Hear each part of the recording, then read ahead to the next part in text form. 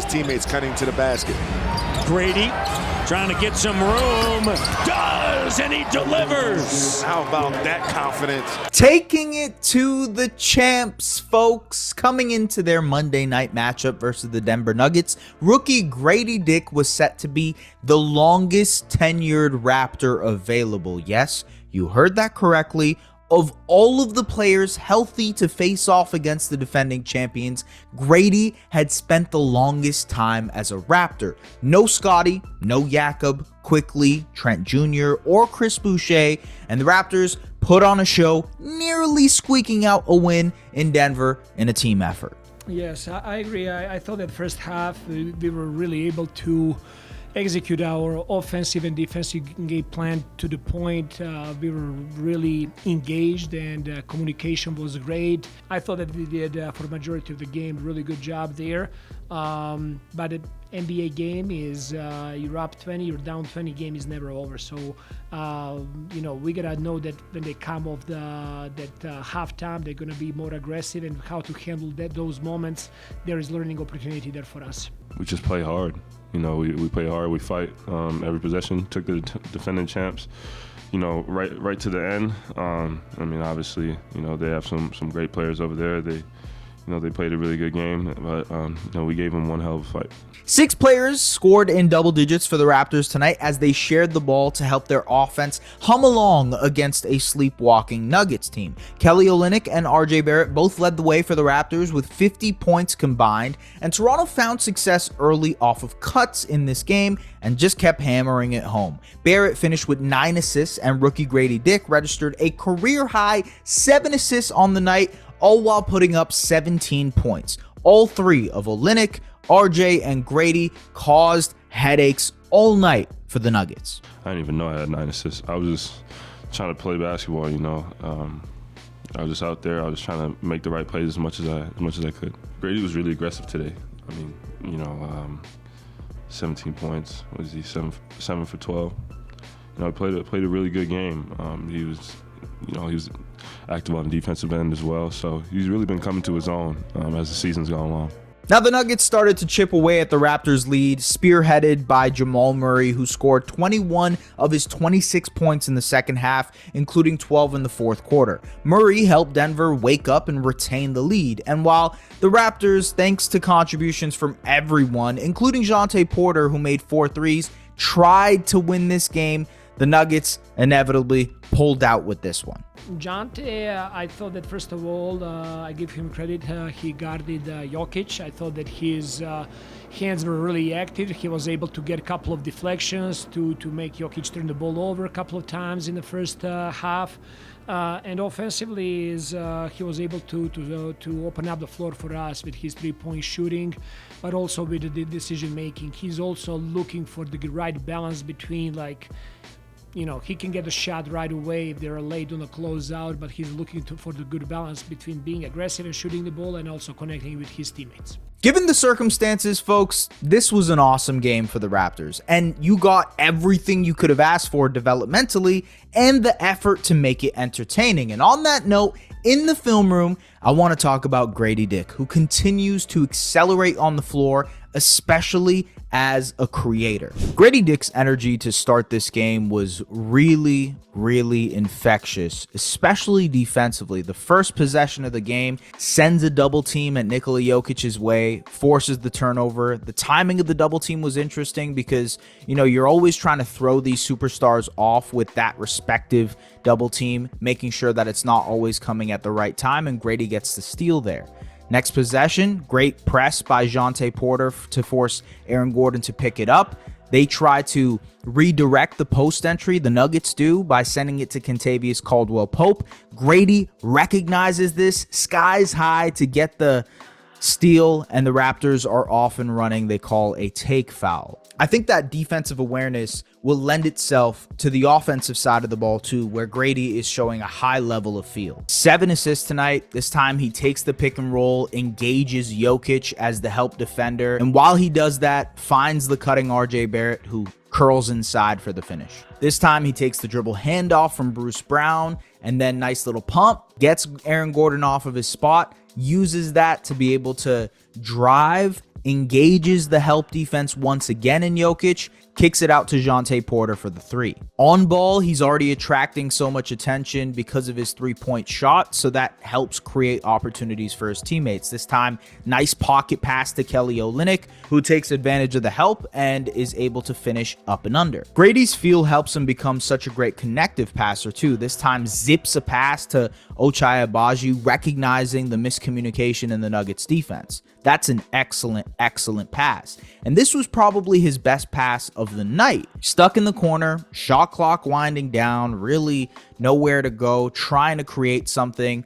This time, one dribble, recognizes the cutting Ochai, zips the pass through 2 Nuggets defenders, a bounce pass as he's falling on the floor, and Ochai gets the dunk. An incredible pass, only that can be done from a player who has an incredible amount of feel on the floor. I also just thought this was a really great pass. He was showing off a lot of chops as a on-ball creator, and you see the attention that he garners already. So both Christian Braun, and Nikola Jokic are there.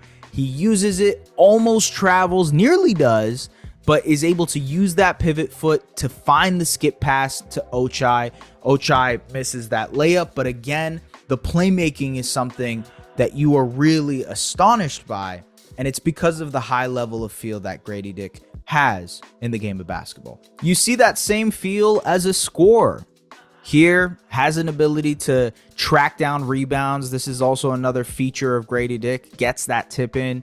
This time, in transition, pick and roll, settles into a pull-up jumper. He misses that, but watch out, because here he gets the steal, gets the deflection, comes up, again a transition opportunity, pulls up and splashes it. And folks, that is really important for the development of Grady Dick, because man, if he is able to put the ball on the floor, pull up into threes, be able to create for others, you're looking at a player who is much more than just a shooter or a 3-and-D player or a role player in the NBA. You're looking at a player who has like really crazy potential because of his ability to put the ball on the floor, because of his ability to make decisions, and because of his ability to shoot. Speaking of that shooting ability, this is what he can do off of the catch pretty regularly, especially in the corners. Little pump to get Kentavious Caldwell-Pope off of his spot, jab, dribble, and then able to knock down the shot. That is just pretty. This time, curling baseline is able to settle into a mid-range shot. This time, curling middle off of 2 pin downs and is able to settle into that mid-range shot. And off ball, his feel isn't just the shooting. He's able to cut to the basket too. RJ finds him on a nifty pass, and he finishes because of his size and his finishing ability. And I thought this play really encompassed all of it. Off ball, 2 pin downs, gets the ball curling to the basket. We've seen him hit multiple mid-range shots, make plays for others, and now he can use that, leverage that to create for himself. He gets Aaron Gordon in jail, little pump fake, and is able to just scoop it up. Beautiful finish from Grady Dick. And so you see the little pockets of things that Grady is able to do. The awareness on defense to time the steals, time the deflections, the passing ability, knowing to engage the help defense, kick it off, and be able to either create a play or use his shooting, the shooting gravity to be able to create a play for another person. The scoring aspect, we're seeing his ability to put the ball on the floor, finish at the rim. We're seeing his ability to pull up into a mid-range jump shot or pull up into a 3-point shot. We're seeing the off-the-catch stuff. Nice little pump fake, jab and finish. And so there's so much packed into what Grady Dick can be as a player, and we saw that tonight. It was incredible to watch. And, on the live pod we did with Samson right after the game, sort of reacting to everything, I said it's just the best thing you can have or kind of take for Grady is the fact that he's learning all of this so quickly. If you look at him in game 1, of this season compared to now, you still saw the little things. You saw his feel, but the processing wasn't there. And now the processing speed is there. The game has sort of slowed down for him, And you don't regularly say that for a rookie player. You don't say the game is slowed down for a player until their second or third season in the league. But to say that for a rookie, I think that's a really big aspect of his general feel for the game of basketball, his understanding conceptually of what he wants to achieve on the basketball court on any given night. It's also big self-awareness, understanding what you're good at versus what you're not.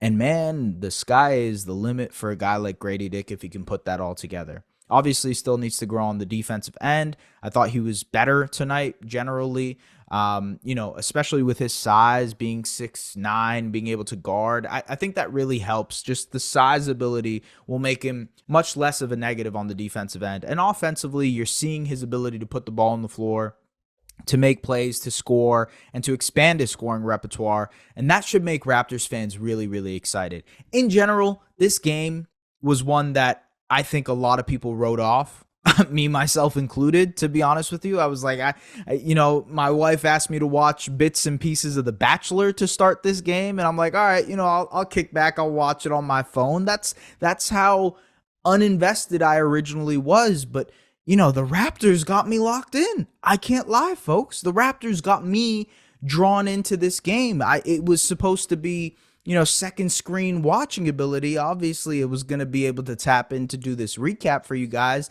but they hooked me. They got me interested. And I think it's credit to the resilience of this team. It's credit to these dudes wanting to fight, recognizing the opportunity in front of them for a lot of these guys, for Jordan Nwora, for Ochai Agbaji, for Jalen McDaniels, who played better tonight, by the way, folks. He had 12 points. I thought he had some interesting defensive possessions as well. Like, yes, there were mistakes, obviously. He's developing, figuring things out as a player, but I thought he had a pretty good game tonight. And I think you could look at a lot of guys. Jontay Porter, another great example. Jontay, the shot making ability and the shooting was something that people sort of waited on, especially in January when Jakob Poeltl wasn't able to play. Jontay got a lot of run. There were a couple of moments where he hit those threes, right? And the dynamic changed for what kind of a player he could be. So I'm really happy that he got to have that moment with his brother after the game, especially after the type of game that he had. It wasn't like it was just some kind of consolation prize. He earned the jersey swap. I thought it was a really great moment. He played well. Shout out to Jontay Porter for hooping. And the Raptors in general just got contributions from everybody. Kelly Olynyk was a star tonight, just feasting one-on-one against guys. The up and under probably helped him to like 12 or 14 points tonight. He was just feasting on the inside. And you want to see Kelly be a little bit more aggressive as a scorer. You sort of know what you can expect from Kelly, but the fact that he's finally knocking down his shots, he made 2 threes tonight, made 3 the other night, kind of getting back into the rhythm as a shooter, it's going to really help this team next season and moving forward. And RJ, man, can't say enough about RJ Barrett. I wish I could have done another film room tonight on the passing and playmaking of RJ. There was that one cut to Grady Dick that I had, but in general, his ability to consistently score the basketball is pretty remarkable given the quote-unquote limitations of his game as a scorer. He's a decent three-point shooter. He's improved markedly as a three-point shooter, especially in Toronto, but I wouldn't say that's like a quality, a standalone quality of what RJ can do on the offensive end. And so he's not the greatest mid-range scorer either. He doesn't really get to the mid-range shot either. He doesn't attempt them that much. Does on occasion do the floaters, but for the most part, he's living at the rim. And so despite being somewhat one-dimensional as a scorer, he is leveraging that to an incredible level. And I'm just fascinated by that. He is such a good player. He knows his strengths. He tailors to those strengths every single night. And pretty much every night, he ends up with 20-plus points. He just knows how to score the basketball. And that's super impressive for a guy his age. You hope that he can put the rest of it together. He's adding the playmaking package. Obviously had 9 assists tonight. I thought some of them were incredible in terms of finding cutters, being unselfish, being a guy who's looking to create for his teammates. I know Darko Rajakovic has empowered him to become that more often. And I think that's a great progression for his career, especially as an on-ball player. You can imagine a future version of the Toronto Raptors where RJ is leading bench units as a creator, as a guy who can get to the rim and create advantages, and he's playing with shooters and spacing and maybe a big man who's rolling to the basket. He can throw that lob up top. Like, you can envision that type of a player for RJ Barrett. And I really think that's like, he's so good and he's so important to what this team is. I really can't wait to see what he looks like in a couple of years because, the Raptors have him for that long. They're invested in the RJ Barrett plan, and I'm invested too now, folks. It was a good game. It was a really good game, and shout out to the Nuggets because they clawed back. Jamal Murray was incredible. We got a little bit of RJ versus Jamal in that fourth quarter. You saw the Canadian heritage, Canadian pride kind of oozing through the timeline on Twitter and everything. It was a great game on all fronts, especially with the expectations at the start of the game, right? I told y'all, like, I was even kind of iffy. I'm like, man, I don't know, man. Let's see what the Bachelor is saying, right? And they showed me they were resilient. They were incredible in this game. And while they lost, like, this is the definition of a wins and lessons type of game. And I'm excited to see what kind of happens. Detroit next on Wednesday. That should be an interesting one, given the whole tanking implications and losing. To be honest with you, if we are on the team, let's keep this pick, the Raptors need to lose that game because Memphis is in for a couple of easy games. They're playing Charlotte and Washington next. And so this is a chance for you to leapfrog them. You got to lose this game tomorrow on Wednesday. We'll see. We will see what the Raptors' intentions are over the next week. Probably a really important week for their 6th or 7th lottery odds. Who knows? Either way, thank you very much for tapping in. Appreciate you guys as always. Subscribe to the Raptors Republic YouTube channel. Subscribe to the Raptors Republic website to read all of the incredible work that they have, including Samson, Lewis, and everybody else out there. Thank you very much for listening to this. Like it if you want other people to watch it. And I will see you guys later. Take care.